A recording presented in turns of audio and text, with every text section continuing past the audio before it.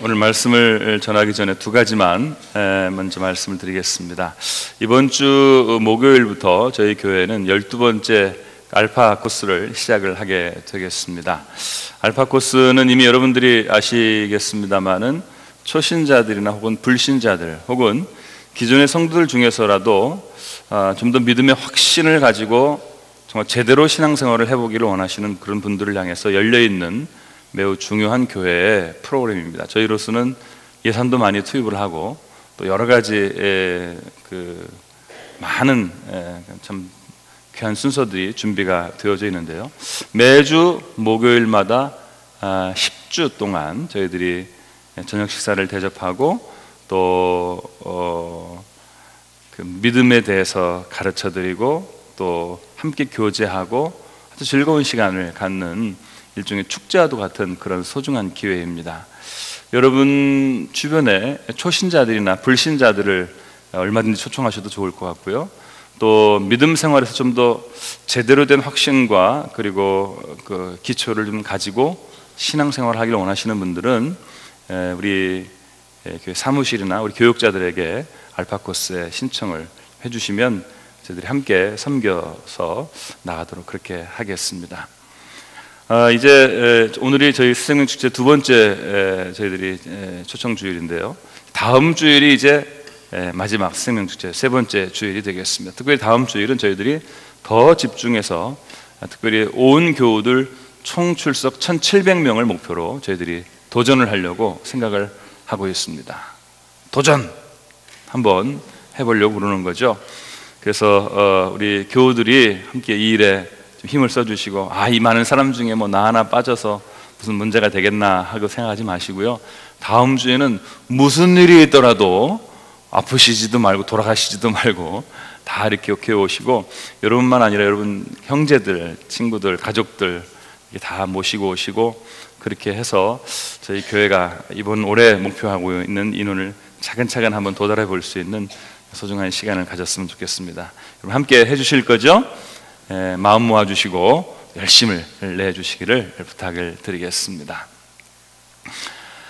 오늘 생명축제 두 번째 말씀 전하게 되었습니다.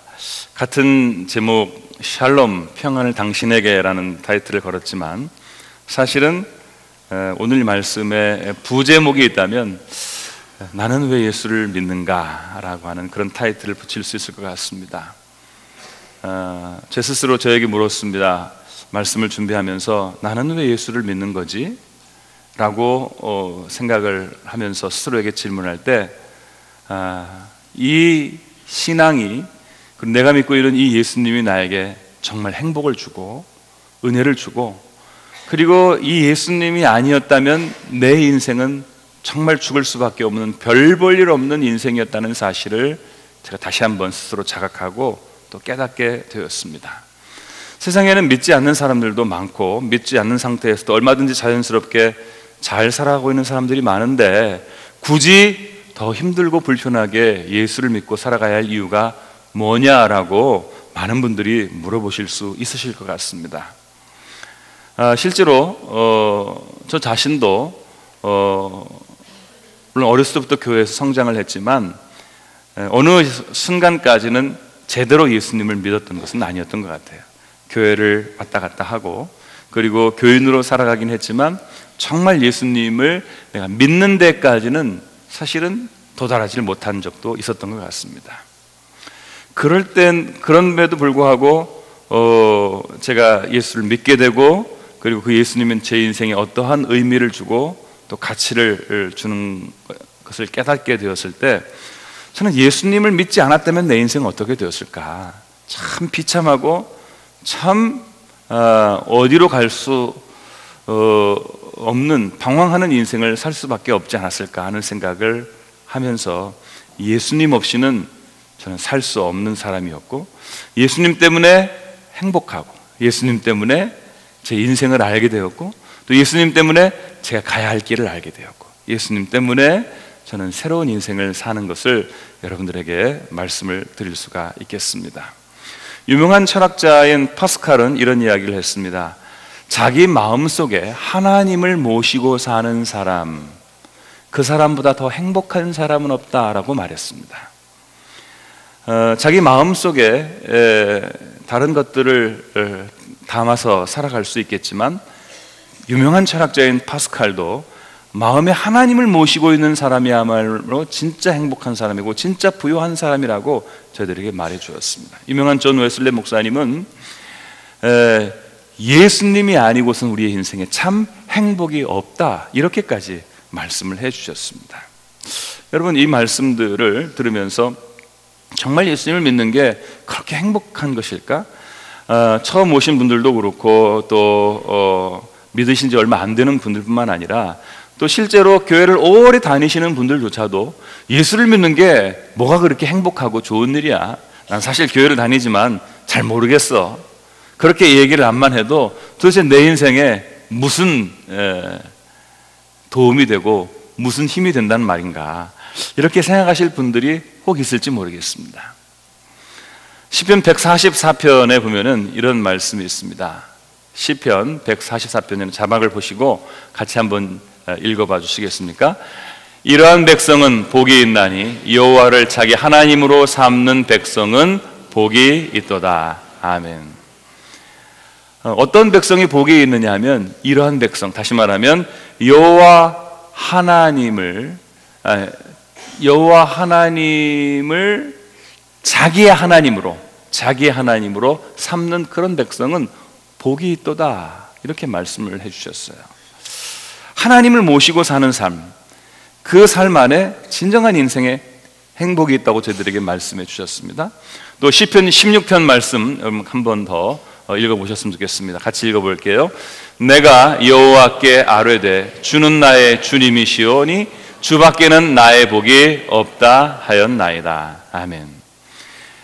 주님밖에는 나의 복이 없습니다. 주님만이 나의 복이십니다. 나의 행복이고 나의 축복이십니다. 이렇게 성경의 말씀에도 그 하나님을 복으로 삼았던 사람들의 이야기가 많이 있습니다. 많은 위대한 인물들도 하나님을 섬기고 사는 것이 행복이라고 말하고 있습니다. 저도 그렇다고 생각합니다. 왜 그런지 좀 오늘 여러분들과 함께 그 은혜를 나누면서 한 시간을 가져보고자 합니다. 첫 번째로 저는 예수를 믿는 믿음을 통해서 제가 누군지, 그리고 제 운명이 어떻게 되는 것인지, 제가 어디서 왔다가 어디로 가는 존재인지를 제가 깨닫게 되었다고 말씀드릴 수 있겠습니다. 제 자신이 누군지를 사실은 잘 몰랐어요. 왜냐하면 아무도 그것을 가르쳐주지 않았습니다. 물론 부모님에게서 태어나서 저에게 이름이 부여되고 또 부모님이 누구고 어렸을 때부터 자라서 교육을 받았지만 정말 내가 누구인지에 대해서는 자라나서 성장할 때까지도 거의 가르쳐준 사람이 아무도 없었습니다. 내가 어디에서 왔고 어떻게 될 것이며 또 어디로 가야 되는 것인가에 대한 아무런 이야기를 해주지 않았습니다. 그저 모든 사람들이 지금 당면한 그 현실만 어떻게 헤쳐나가고 살아갈 뿐 어디서 왔는지 어디로 가야 되는지에 대해서 전혀 얘기해 주지 않았습니다. 물론 어디서 왔고 어디서 가는 거 그런 거 별로 중요하지 않을 수도 있겠습니다. 지금 당장 문제를 해결하고 헤쳐나가기도 버거운 인생인데 저는 그런 인생이 제 마음대로 제가 생각하고 제가 계획하고 제가 주관하는 대로 그 인생을 살면 되는 줄 알았어요. 저는 나름대로 착한 사람이었다고 생각을 하고, 그리고 나름대로는 다른 사람한테 해를 끼치거나 나쁜 일을 하거나 또 무슨 문제하거나 그런 인생을 살았던 사람은 아니었습니다. 그런데 그런 나름대로의 자부심이나 나름대로의 그 계획이나 주관을 가지고 살아가고 있음에도 불구하고 성경 말씀을 들을 때 저는 놀라운 말씀을 듣게 되었어요. 성경은 제가 생각하는 것과 저 자신에 대한 평가가 완전히 달랐어요. 그 뭐냐면 로마서 3장 10절에 이런 말씀이 있었습니다. 같이 한번 12절까지 읽어보도록 하겠습니다. 기록된 바 의인은 없나니 하나도 없으며 깨닫는 자도 없고 하나님을 찾는 자도 없고 다 치우쳐 무익하게 되고 선을 행하는 자는 없나니 하나도 없도다. 저는 이 말씀을 처음에 읽을 때 참 기가 막혔습니다. 이 말씀에 따르면 이 세상의 모든 사람들 가운데 선한 사람은 한 사람도 없다는 이야기거든요. 다 무익하게 되고 다 치우쳐 어리석게 되고 그리고 죄를 범한 한 사람도 깨닫지도 못하고 하나님을 찾는 자도 없다, 이렇게 말해 주었어요. 이 세상의 모든 사람들이 다 죄인이래요. 아니, 수많은 사람들 중에 간혹 좀 이렇게 괜찮은 사람도 있고 선한 사람도 있고 또 어떤 성인 같은 그런 사람들이 있는 거 아닙니까? 그런데 성경은 저희들에게 뭐라고 말하냐면 모든 사람이 다 죄를 범하여서 하나님의 영광에 이르지 못, 깨닫는 자도 없고 그리고 하나님을 찾는 자도 없고 다 치우쳐 무익하게 되어서 선한 일을 행하는 자는 하나도 없다, 하나도 없다, 저희들에게 그렇게 말씀해 주셨습니다. 이 말씀이 과연 맞는 말씀일까를 제가 깊이 스스로에게 묵상을 해본 일이 있어요. 그동안에는 내가 그랬으면 좋겠다는 그런 기대감을 가지고 내 자신을 들여다볼 때 죄가 없고 문제가 없는 사람으로 여겨졌는데, 말씀을 읽으면서 정말 그 말씀이 그럴까 하고 제 스스로를 돌이켜보고 말씀에 비춰 제 자신을 생각해보는 순간 저는 솔직하게 제 자신이 죄인이라는 사실을 인정하지 않을 수가 없었어요. 그리고 더 나아가서 뼛속부터 제가 죄인이라는 사실을 알게 되었습니다. 제 안에 가득해 있는 욕망을 보게 되었고, 그 욕망과 그리고 말할 수 없는 여러 가지 이기심, 그리고 육신적인 그런 어떤 쾌락, 그런 것들을 늘 추구하면서 그런 것들을 향해서 목마르게 인생을 살아가고 있는 제 자신을 평소에는 잘 몰랐는데 말씀을 대하였을 때 제 자신을 보게 되었어요. 그 말씀이 정말 그럴까? 내 자신을 아무리 들여다봐도 솔직하게 약간 거짓을 섞고 약간 체면을 세우고 약간 자존심을 세운다면 나는 괜찮은 사람, 죄 없는 사람이라고 말할 수 있을지도 모르겠지만 솔직하고 진실하게 제 자신을 완전히 발가벗겨서 스스로를 드러내보면 나는 완전히 죄인이라는 사실을 부인하지 않을 수가 없었습니다. 이 죄된 모습을 어떻게 내가 극복할 수 있을까 생각해봐도 이 죄를 씻을 길이 없더라고요. 해결할 길이 없었어요. 세상의 사람들이 자기의 문제를, 자기의 죄를 해결하고 씻어보기 위해서 나름대로 여러 가지 노력을 합니다. 고행도 해보고 선행도 해보고 참선도 해보고, 그리고 나름대로 어떤 종교나 어떤 철학이나 어떤 다른 것에 의지해서 자기의 죄를 씻어보려고 하는 부단한 노력을 합니다. 사람들에게 자기가 죄인이라고 하는 사실을 공개적으로 드러내지는 못하고 있지만 자기 안에 있는 그 죄책감과 말할 수 없는 그 열등감을 극복하기 위해서 나름대로 열심히 노력하고 있지만 실제로 그 죄에서 벗어날 길은 없다는 사실을 알게 되고, 성경은 더 나아가서 뭐라고 말하냐면 죄의 삭시 사망이라고. 이렇게 죄를 지은 사람은 죽는다고 저희들에게 말해주었습니다. 이 죽음은 그냥 단순히 죽는, 나이가 들어 병들어 죽는 생물학적인 죽음을 의미하는 것이 아니었습니다. 성경은 그것을 둘째 사망이라고 말하고 있는데, 첫 번째 사망이 육신의 죽음이라면 둘째 사망은 우리의 죽음 이후에 생명이 지옥불에 던져져서 영원히 고통을 당하는 그 두 번째의 완전한 멸망에 대해서 성경이 얘기하고 있는 것을 보면서 두려워지기 시작했습니다. 세상에 그런 것이 어디 있어? 그런 거 없어도 얼마든지 사람들 살 수 있는 건데 왜 그렇게 두렵고 필요 없는 것을 믿어야 돼? 라고 여러분 생각하실지 모르지만, 돌이켜 깊이 생각해 볼 때 죄인으로 살아갔을 때 형벌을 받는 것은 당연한 일이고, 이 형벌을 극복하지 못해서 우리가 전전긍긍하는 것도 사실입니다. 애써 그 죄인이 아니라고 부인하고 싶고 그 마지막 영원한 죽음이, 영원한 형벌이 우리들에게 없기를 간절히 바라지만, 만약에 정말 내가 죄인이고 만약에 정말 형벌이 있다면 내 인생은 도대체 뭐냐 이 말이에요. 내가 일상에서 아무리 노력하고 애를 쓰고 산다 하더라도 기껏 7, 80 정도 살다가 가버릴 인생인데, 그것으로 끝나는 것이 아니라 내 인생의 저편에 새로운 생명이 기다리고 있는데 그 생명에서 내가 또다시 이 세상의 죄 때문에 죽어버리게 된다고 하면, 영원하게 벗어나올 수 있는 멸망 가운데로 빠져들어가게 된다고 하면 이 인생에 대한 책임은 누가 질 거냐 이 말이에요. 성경은 끊임없이 우리들에게 그것을 이미 가르쳐 주었습니다. 교회는 끊임없이 강단을 통해서 그것을 설파해 주었습니다. 많은 사람들에게 복음을 믿고 이 모든 죄에서, 이 죽음에서 해방되어야 된다고 가르쳤습니다. 사람들이 듣지 않고 믿지 않았던 거죠. 그런데 성경 말씀에 매우 중요한 말씀을 한 구절 저희들이 발견하게 되었습니다. 그 말씀 바로 요한복음 3장 16절의 말씀입니다. 여러분 같이 한번 읽어보시겠습니까? 하나님이 세상을 이처럼 사랑하사 독생자를 주셨으니 이는 그를 믿는 자마다 멸망하지 않고 영생을 얻게 하려 하심이라. 아멘. 여러분, 이 말씀은 우리 기독교에서 가장 중요하다고 할 수 있는 핵심적인 복음의 메시지입니다. 하나님이 우리를 사랑하셨대요. 내가 죄인이고 내가 죽을 수밖에 없는 존재인데 하나님이 우리를 사랑하셨대요. 죽는 것을 내어 버려두지 않으시고 살 수 있는 길을 열어주셨다고 하는데, 어떻게 우리를 사랑하셨냐면요, 자신의 독생자, 다시 말하면 당신의 외아들이신 예수 그리스도를 이 땅에 보내주셔서 누구든지 이 예수님을 믿으면 이제는 멸망하지 않을 것이라고 말씀해 주셨습니다. 영원한 생명을 얻을 수 있을 것이라고 말씀해 주셨어요.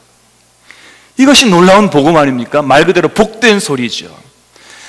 죽지 않고 멸망당하지 않고 죄인으로 취급받지 않고 구원받아서 영원한 생명을 얻을 것이다.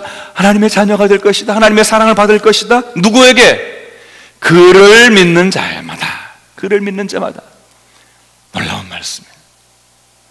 저는 열심히 노력하는 자마다, 땀 흘리는 자마다, 성실한 자마다, 혹은 머리가 좋은 자마다, 착한 사람마다, 양심적인 사람마다, 도덕적인 사람마다, 윤리적인 사람마다, 그렇게 성경이 말씀하지 않았습니다.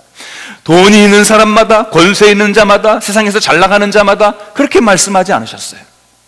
어떤 사람이든지 어떤 조건에 있든지, 부하든지 가난하든지, 나이가 들었든지 어리든지, 남자든지 여자든지, 귀하든지 천하든지 아무런 상관없이 누구든지 바로 이 하나님의 아들 독생자 예수 그리스도를 믿으면 그는 멸망하지 않고 영생을 얻을 것이라고 저희들에게 말씀해 주셨어요.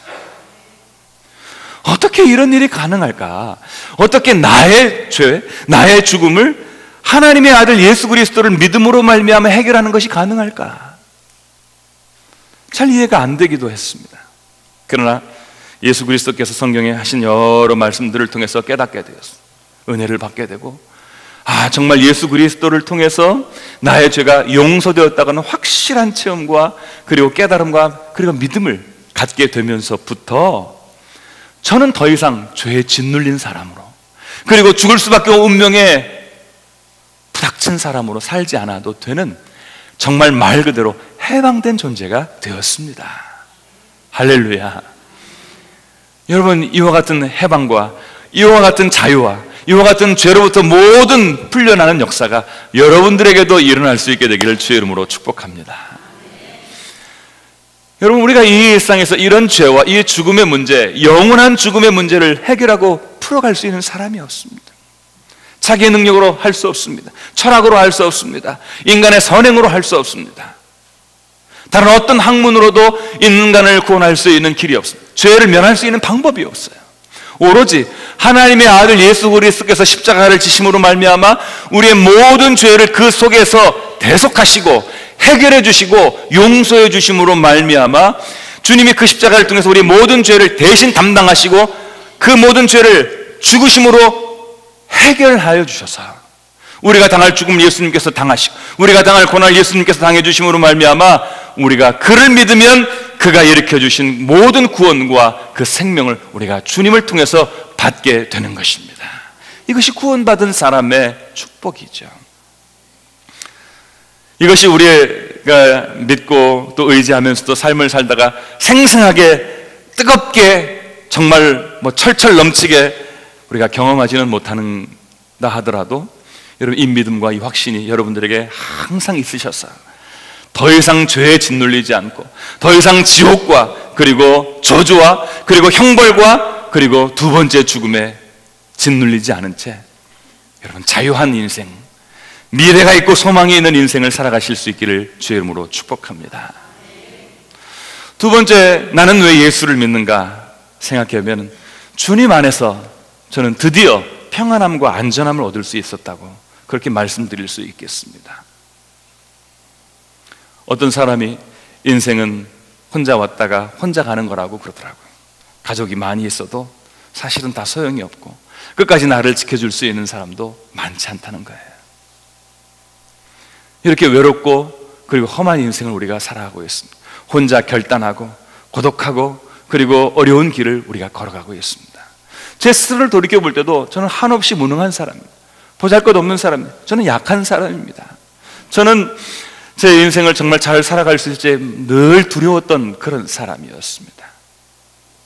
그런 사람인 저에게 26년 전에 저희 아버님이 돌아가시는 사건이 있었어요. 아주 어렸을 때 아버님을 여의었다면 아예 없는 분이라고 치고 그냥 아마 별로 그렇게 그냥 그저 그렇게 살아갔으리라고 생각합니다만, 제가 대학교 졸업하던 날 다음 날 저희 아버님 돌아가셨는데 저한테는 도대체 나한테 왜 이런 일이 일어날 것인가, 왜 일어나는가 하는 그런 당혹스러움, 그런 무서운 생각이 들게 되었습니다.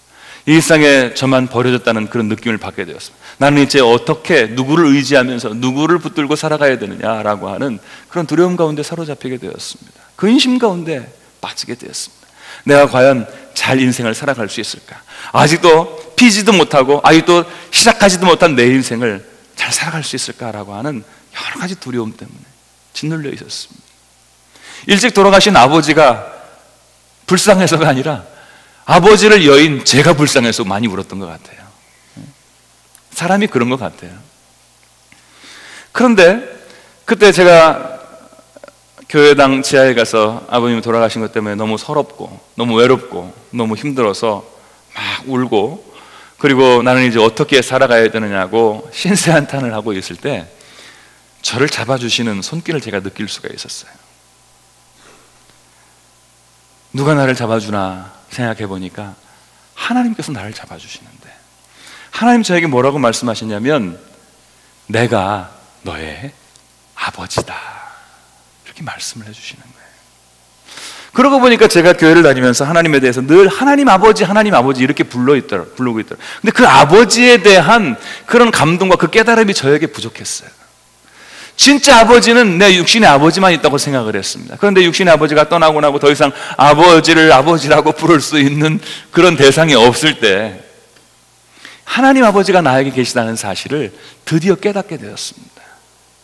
그리고 하나님 아버지가, 내 육신의 아버지가 더 이상 지켜줄 수 없는 내 인생을 앞으로 지켜주시고 함께 하시고 도울 것이라고 하는 그런 확신과 믿음을 갖게 되었을 때 저는 더 이상 두려워하지 않고 흔들리지 않고 무너지지 않아도 하나님 아버지를 붙들면 하나님께서 언제나 내 인생을 책임지시고 이끌어 주실 수 있다고 하는 확신을 갖게 되었습니다.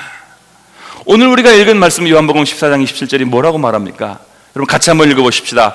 평안을 너희에게 끼치노니 곧 나의 평안을 너희에게 주노라. 내가 너희에게 주는 것은 세상이 주는 것과 같지 아니하니라. 너희는 마음에 근심하지도 말고 두려워하지도 말라. 아멘.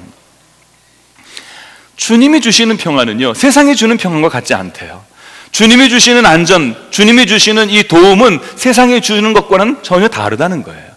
세상이 주는 것은 어떻습니까? 우리가 물질로부터 평안을 얻습니다. 사람으로부터 평안을 얻습니다. 이 세상 여러 가지 조건과 환경으로부터 용기를 얻습니다만은 이 세상의 모든 것들은 잠깐 있다가 없어지고 나면 우리는 다시 한없이 불안해지고 흔들릴 수밖에 없는 거짓된 평화예요. 위장된 평화예요. 그러나 하나님이 우리에게 주시는, 예수님이 우리에게 주시는 평화는요, 참된 평화라고 말하고 있습니다. 어떻게 예수님이 주시는 평화가 참다운 평화가 될 수 있을까? 만족하지도 않고 채워지지도 않고 배부르지도 못하고 건강하지 못한데 어떻게 주님이 주시는 평화가 참다운 평화일 수 있을까? 그러나 여러분 돌이켜 생각해보면 세상이 주는 평화는 참다운 평화인가요? 아니, 정말 세상에 주는 평화는요, 흔들릴 수밖에 없는 평화입니다. 제한적인 지극히 한계가 뚜렷한 그런 평화입니다. 잠깐 있다가 없어질 그런 평안에 불과한 것입니다. 저는 저희 아버지가 제 곁을 쉽게 그렇게 떠나리라고 생각을 못했습니다. 제가 그렇게 신뢰하고 믿고 그리고 의지했던 그 아버지가 그렇게 허망하게 가시는 것을 보면서 세상에 의지할 수 있는 게 도대체 뭐란 말인가, 궁극적인 절망을 하지 않을 수 없었습니다. 그 가운데 하나님께서 저에게 이런 말씀을 주셨습니다. 에레미야 29장의 말씀인데요, 같이 한번 읽기를 원합니다. 에레미야 29장 말씀입니다. 시작. 여호와의 말씀이니라. 너희를 향한 나의 생각을 내가 아나니 평안이요 재앙이 아니니라. 너희에게 미래와 희망을 주는 것이니라. 너희가 내게 부르짖으며 내게 와서 기도하면 내가 너희들의 기도를 들을 것이요, 너희가 온 마음으로 나를 구하면 나를 찾을 것이요 나를 만나리라. 아멘. 여러분, 이 말씀은 우리에게 얼마나 많은 위로와 힘과 용기를 주는 말씀입니까? 너희에 대한 생각을, 내가 가지고 있는 너희에 대한 생각을 내가 아는데, 내 생각은 뭐냐면 재앙이 아니라 평안이래요. 나는 너희들에게 재앙을 주고 너희들을 짓누르고 너희를 고통스럽게 하려고 하는 무서운 하나님이 아니라는 거예요. 나는 너희들에게 평안을 주려고 하는 하나님이고, 너희의 미래와 너에게 희망과 용기를 주려고 하는 그런 하나님이다. 그러면서 저희들에게 뭐라고 말씀하시냐면요, 너희는 그렇기 때문에 무엇이든지 원하면, 무엇이든지 구할 것이 있으면, 무엇이든지 하나님 앞에 부르짖기를 원하면 나한테 와서 부르짖어라, 나한테 와서 기도해라, 나한테 와서 간구해라, 이렇게 말씀하십니다. 그러면 내가 그에게 응답할 것이다. 내가 그의 소리를 듣고 그에게 나타나고 그리고 그에게 말씀하여 주리라고 말씀해 주시고 있습니다. 우리가 전심으로 우리가 주님을 구하면 주님께서 우리에게 만나 주실 것이라고 말씀해 주셨습니다. 여러분, 이 세상을 창조하시고 이 세상을 이끌어 가시고 전능하시고 영원하신 하나님께서 다른 분이 아니라 바로 나의 하나님이 되시겠다고 말씀해 주셨습니다. 내 인생의 개인적인 미래, 내 인생의 개인적인 희망, 내 인생의 모든 두려움과 근심을 물리치시고 나에게 평안을 주시겠다고 하신 바로 나의 하나님이 되시겠다고 말씀하시는 것입니다. 내가 그분에게 나아가서 아들이 아버지에게 가서 무엇을 구하고 달라고 하는 것처럼 그에게 나아가면 주님은 나에게 주시고 말씀해 주시고 그리고 만나기를 원하면 또 만나게 해주신다는 거예요. 이것이 바로 하나님의 놀라우신 은혜입니다. 하나님이 우리를 이렇게 잡아주시고 하나님이 우리에게 붙들어 주시면 우리 일상 가운데 흔들림이 없죠. 저는 생각해 봤습니다. 육신의 아버지는 눈으로 볼 때는 가까이 계시지만 회사에 가면 안 보이잖아요. 출장을 가면 안 계시잖아요. 방에가 들어가 주무시면 내 곁에 안 계시잖아요. 그런데 하나님은요 24시간 아버지로서 내 곁에 계시더라고요. 24시간 나와 함께 동행하신, 이게 진짜 아버지죠. 보이지도 않는 하나님 무슨 일을 할 수 있다고, 그래도 보이는 아버지가 낫지 그렇게 생각하실지 모르지만, 제가 아버지가 되어보니까 이 아버지가 별 볼 일 없는 아버지라는 것을 제가 깨닫게 됩니다. 제가 아이를 어떻게 지킵니까? 제가 그의 생을 어떻게 책임질 수 있습니까? 제 아이를 제가 마음대로 할 수 있습니까? 이 아버지는 아무것도 할 수 없는 아버지더라고요. 그냥 아들이 의지했던 것뿐이에요. 그런데 우리에게 아버지가 되어주시고, 그리고 우리를 책임지시고 우리를 이끌어주시고, 그리고 우리의 기도에 응답하시고 나를 만나주시겠다고 하시는 그 하나님 아버지는요 전능하신 아버지 하나님, 우리를 사랑하시는 분이, 우리의 구원의 길을 열어주시는 분이, 영생을 주실 수 있는 분이에요. 우리에게 놀라운 일을 행하실 수 있는 분이 우리의 하나님 아버지이신 줄로 믿습니다. 민수기 6장 24절 25절 이런 말씀이 있습니다. 같이 한번 또 읽어보겠습니다. 여호와는 내게 복을 주시고 너를 지키시기를 원하며 여호와는 그의 얼굴을 내게 비추사 은혜를 베푸시기를 원하노라. 아멘. 하나님은요 여러분에게 얼굴을 비춰주신다. 늘 같이 계셔서 얼굴을 비춰주시고 여러분들에게 은혜를 주시고 여러분들에게 복을 주시기를 원하시는 분이 우리의 하나님 여호와, 우리 아버지시라는 겁니다. 이분을 우리가 늘 얼굴로 뵙는 거예요. 어떤 어려운 상황이든지 어떤 힘든 일이든지 어떤 괴로운 일이 있든지 간에 우리가 그 가운데서 기도하고 주님의 얼굴을 구하면 항상 주님 우리에게 얼굴을 보여주세요. 주님 나타나 주세요. 요새 영상통화 있지 않습니까? 보면은 이렇게 부모가 나오고 가족이 나오고 엄마 아빠 다 볼 수 있는 것처럼 하나님이요 항상 우리에게 얼굴을 보여주신다는 거예요. 그 얼굴을 우리에게 내어주어서 우리들에게 복을 주시고 은혜를 주시기를 원하시는 그러한 하나님. 예수 그리스도를 통해서, 하나님을 통해서요, 저는 제 인생의 안정을 찾게 되었습니다. 평안을 얻게 되었습니다. 더 이상 죄 때문에 두려워하지 않고 일상 세파 때문에 무서워하지 않게 되었습니다. 때로는 가난할 때도 있었습니다. 말할 수 없이 힘들고 어려운 인생의 고비를 넘을 때도 있었어요. 말할 수 없는 장벽에 부딪혀서 정말 어떻게 해야 될지 알지 못하는 정말 근심과 두려움 가운데 사로잡히기도 했습니다. 그런데 성경에서 주님께서 말씀하신 대로 나는 너에게 이 세상에 주는 평안이 아닌 내가 주는 평안을 너에게 주겠다. 더 이상 근심하지도 말고 두려워하지도 말라고 저희들에게 말씀하시면서 저를 잡아주시고 저를 용기 있게 해주셨습니다. 사랑하는 여러분, 우리를 이렇게 잡아주시고 우리에게 참 평안을 주시는 이 예수 그리스도, 그분이 바로 저와 여러분의 주님이십니다. 이 주님으로부터 평안과 안전을 얻으시기를 주의 이름으로 축복합니다. 한 가지 더 예수님을 내가 왜 믿고 예수님 믿어서 내가 어떤 은혜를 받고 있는가 하는 것을 여러분과 함께 나누고 싶다면, 저는 예수님을 통해서 부족하고 보잘것없는 나이지만 저 이상의 일을 이루면서 살아갈 수 있는 능력 있는 사람이 되었습니다. 저는 실제로 부족한 사람입니다. 저는 부족한 사람, 저는 능력이 없는 사람, 저 혼자 어떻게 인생을 살아가야 될지 도무지 알 수 없었던 정말 무기력한 사람이었습니다. 그런데 너무나 감사하게도 지금 이렇게 한 교회를 이끌어가고 한 가정을 이끌어갈 수 있는 가장으로 세워주시고 목회자로 세워주시는 것은 전적인 하나님의 능력이고 하나님의 은혜예요. 제 힘은, 제 능력, 제가 아는 지식 아무것도 없습니다. 늘 하나님이 도우시고 하나님이 역사하시고 하나님이 함께해 주셨기 때문에 이 모든 일이 가능하게 되었던 줄로 믿습니다. 돌이켜 성경을 보면은요, 성경에 수많은 인물들이 나오거든요. 어떻게 보면 성경은요, 하나님의 인물들의 열전이다, 이렇게 말할 수 있어요.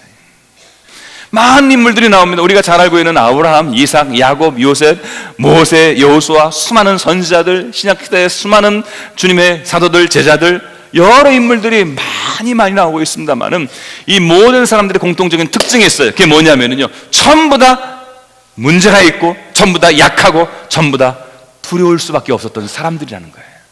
전부 다 고난 가운데 빠져있어, 전부 다 인생의 질곡 가운데 어찌할 수 없을 정도로 방황하고 흔들렸던 사람들이었습니다. 그런데 성경의 모든 내용들, 그 사람들의 나타난 그 역사의 이야기를 여러분 들어보십시오. 하나님께서 그들의 삶에 개입하셨습니다. 하나님께서 그들과 함께 해주셨습니다. 하나님 그들을 도우셨어요. 그들이 함정에 빠져 있을 때, 그들이 수렁에 진창에 빠져들고 있을 때 하나님께서 그들의 손을 잡아주시고 그들을 일으켜 주셨어요. 그리고 그들을 바위에 우뚝 세워주시고 하나님의 놀라운 일들을 하게 하셨습니다. 자신의 능력이 아닙니다. 하나님의 능력으로 그들을 위대한 인물로 만들어 주었다고 하는 사실입니다. 이것이 성경의 많은 사람들의 증언입니다. 오늘날 그리스도를 믿고 하나님을 믿고 신뢰하는 사람들 가운데 정말 세상에 많은 어려움과 역경을 겪고 있지만 그것을 딛고 일어나 승리한 많은 사람들의 이야기가 있습니다. 제가 얼마 전에 통계를 하나 봤는데, 별로 존경을 받고 있지는 못하지만 그래도 우리나라의 국회의원들이라면 각 지방에서 그래도 밀어서 뽑아준 사람들, 우리의 뜻이 이렇게 나타난 사람 아닙니까? 우리나라 국회의원이 299명입니다. 299명 중에서 196명이 기독교인이래요. 299명 중에서 196명이 기독교인. 그러니까 정확히 36점 몇 프로가 되는 겁니다. 아니 65점 몇 프로가 되는 겁니다. 그러니까 3분의 2가 조금 안 되는 숫자예요. 여러분, 우리나라 인구 분포를 보시면, 종교 인구 분포를 보면은 무교가 한 40%가 좀 넘고요, 나머지 50%가 넘는 분들이 불교, 기독교, 천주교 순입니다.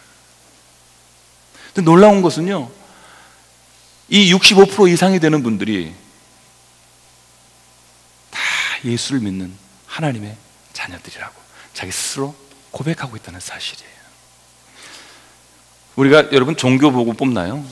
종교 보고 안 뽑습니다. 인물됨을 보고 뽑지 않습니까? 어떻게 이런 일이 일어날까? 전 참 희한해요. 그래서 이것도 좀 이렇게 의심스러워 제가 우리나라 공직자들의 종교 분포를 봤어요. 공직자들도 놀라운 것을 제가 발견했습니다. 국무총리부터 장관, 차관급만 이렇게 모아보니까 대략 한 72명이 나오는데, 72명 중에서 예수를 믿고 하나님을 의지하는 사람이 45명이에요. 45명. 이걸 비율로 환산해 보니까 정확하게 다시 65%가 넘는 거예요. 여러분, 하나님을 믿는 사람들이요, 어떻게 이렇게 고위직을 차지하고 그리고 국회의원으로 당선이 되고, 왜 이런 일들이 일어날까요? 실제로 우리나라 전체 인구를 따져보면요, 기독교인들의 그 분포가 천주교를 포함한다 하더라도요 25%를 넘기가 어렵습니다. 30%가 채 안 돼요. 그런데 65%가 넘는 사람들이 지금 이 나라를 이끌어가고 있습니다. 믿는 사람, 하나님의 자녀들이 이끌어가고 있습니다. 이들의 개인적인 인생을 여러 가지로 돌아볼 수 있겠죠. 물론 명문 가문에서 부잣집에 태어나서 호의호식하면서 쉽게 그 모든 일들을 이루어간 사람들이 있겠지만, 대부분의 사람들은 많은 어려움과 문제들을 뛰어넘고 자기 인생의 도전을 극복하고 이겨낸 사람들이 오늘날 그와 같은 위치에 있는 거 아니겠습니까? 이런 것을 보면 하나님을 믿는 사람들은요 자기 이상의 존재가 될 수 있어요. 주님께서 뭐라고 저희들에게 말씀해 주셨냐면은, 너희는 믿는 자, 너희 믿는 자들에게는 능치 못할 일이 없다고 저희들에게 말씀해 주셨어요. 하나님은요 믿음을 가진 사람에게 늘 용기를 주시고 힘을 주시고 지혜를 주시고 헤쳐나갈 수 있는 능력을 저희들에게 허락해 주시는 그런 분이십니다. 요한복음 14장 12절에 이런 말씀이 있습니다. 요한복음 14장 12절 말씀 같이 읽겠습니다. 내가 진실로 너희에게 이르노니 나를 믿는 자는 내가 하는 일을 그도 할 것이요 또한 그보다 더 큰 일도 하리니 이는 내가 아버지께로 감이라. 아멘. 나를 믿는 자는요 내가 하는 일을 그도 할 것이고, 나를 믿는 사람은 나보다 이보다 큰 일을 할 것이다, 이렇게 말씀해 주셨습니다. 예수님이 하신 일보다 더 큰 일도 할 수 있을 거라고 말씀해 줘요. 이게 어떻게 가능합니까? 이게 내 능력으로 되는 겁니까? 아니에요. 우리 안에 계신 주님께서 이와 같은 능력을 우리에게 발휘하게 해주시는 줄로 믿습니다. 하나님께서는 성령을 통해서, 하나님 말씀을 통해서 여러분에게 지혜를 주십니다. 말씀을 주시고요, 능력을 주시고요, 용기를 주시고요, 창조적인 해안을 허락해 주십니다. 하나님을 믿고 주님 앞에 그 길을 구할 때 하나님은요 놀라운 길을 열어주십니다. 이 길로 가면 살 수 있을 것이라고 저희들에게 말씀해 주십니다. 그리고 실제로 하나님께서요 우리도 알지 못하는 사이에 우리를 도우십니다. 보이지 않는 천군 천사를 보내셔서 우리를 잡아주십니다. 우리의 길을 헤쳐주십니다. 우리 앞서 나가서 적군을 물리쳐 주시는 분이 우리의 하나님이십니다. 사랑하는 여러분, 이 하나님의 도우심과 하나님의 역사하심을 믿으실 수 있기를 주의 이름으로 축원합니다. 히브리서 10장 38절 말씀 한 절도 보겠습니다. 같이 읽습니다.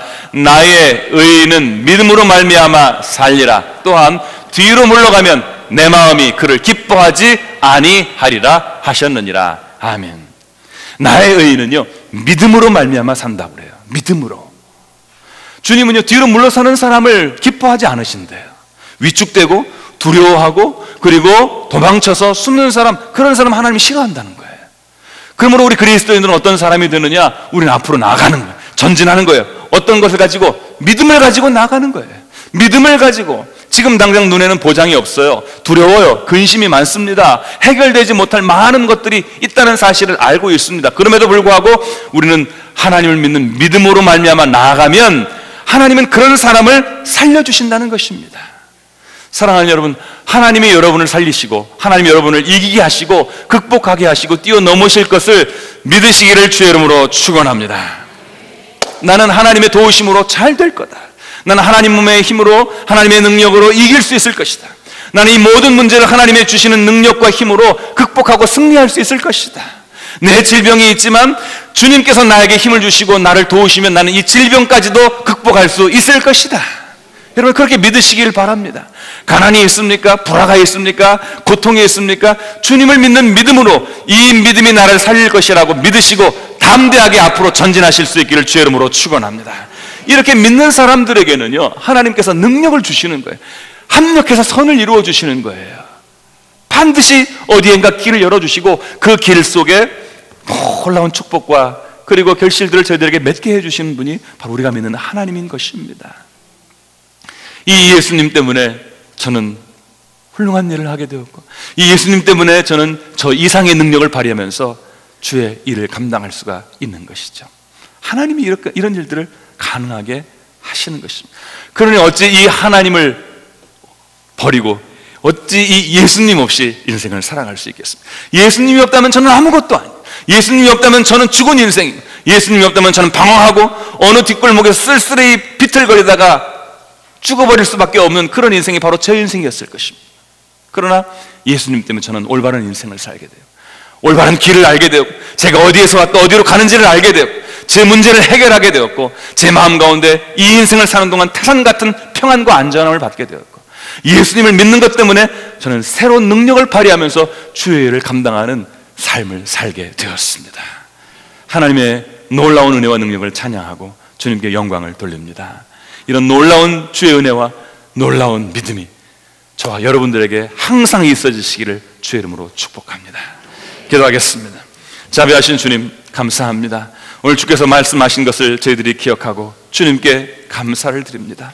하나님, 우리가 어떻게 예수를 믿고 우리가 왜 예수를 믿는 것인지 다시 한번 돌이켜보게 하여 주옵소서. 주님은 우리를 살리시고 구원하시고 우리 모든 죄와 죽음에서 우리를 해방시키신 우리의 구원자 주님, 십자가를 통해서 우리를 사랑하시고 구원 베푸신 우리의 주님이신 것을 저희들이 고백합니다. 이제는 죄와 죽음에서 해방되어서 영생을 누리며 이 자유함을 얻고 인생을 살아가도록 도와주시옵소서. 더 이상 세상 가운데서 불안하지 않게 하시고 넘어지지 않게 하시고 태산과 같이 버텨주시는 하나님을 의지하면서 평안하게 하시고 안전하게 하시옵소서. 우리는 무능하고 부족하고 넘어질 수밖에 없지만 주님 붙들고 일어서게 하시고 주님을 통해서 능력 얻게 하여 주셔서 세상을 이기고 나 자신을 극복하고 인생의 승리자가 될 수 있도록 도와주시옵소서. 우리는 넘어질 수밖에 없는 연약한 존재들 주님 아시지 않습니까? 그러기에 우리가 주님 붙듭니다. 뒤로 물러서지 않고 믿음으로 말미암아 살게 하여 주님을 의지하고 붙도오니 주여 우리를 붙잡아 주시고 우리를 이끌어 주시옵소서. 승리하게 하여 주시고 위대한 일을 감당하게 하시고 모든 문제들을 이겨 나가게 하여 주시옵소서. 주님, 우리와 함께 하심을 믿고 감사합니다. 우리와 함께 하시는 주님을 찬양합니다. 주님 영광을 받아 주시옵소서. 우리 주 예수 그리스도 이름으로 기도 올리옵나이다. 아멘.